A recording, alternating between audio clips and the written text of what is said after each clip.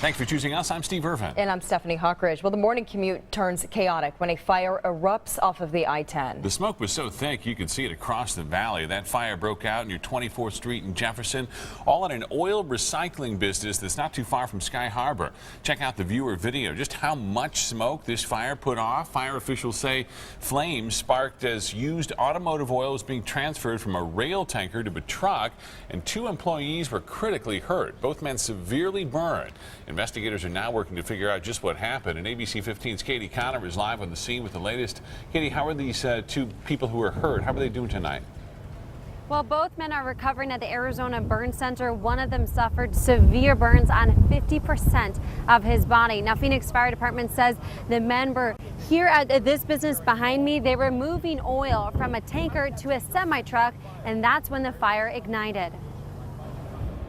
And you could see the billows of smoke. It was like something out of a movie. I heard the address that was 23rd Street in Jefferson. I thought, wow, that's close to us. Reg Stevens rushed down to his store to find the oil recycling business next door on fire. I knew they had oil next door that if something exploded, it could probably catch my building on fire. Stevens' store was okay, but 2 employees at the business next door were trapped inside. Phoenix Fire Department says a co-worker took action before help arrived and pulled them out. Both are middle-aged gentlemen, and one has about a 50% total body surface area burn. The other has about a 15% total body surface area burn. Dr. Kevin Foster says both men went into emergency surgery. The gentleman with the larger burn is still on a breathing machine and still very sedated and in the intensive care unit.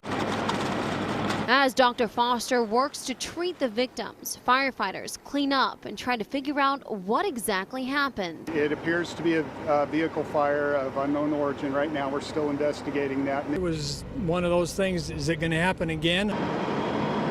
Stevens has owned his store with his son for 13 years. He says the thought of losing it again is just unbearable. I was on Grand Avenue at 3333 Grand Avenue 14 years ago when our place burnt down.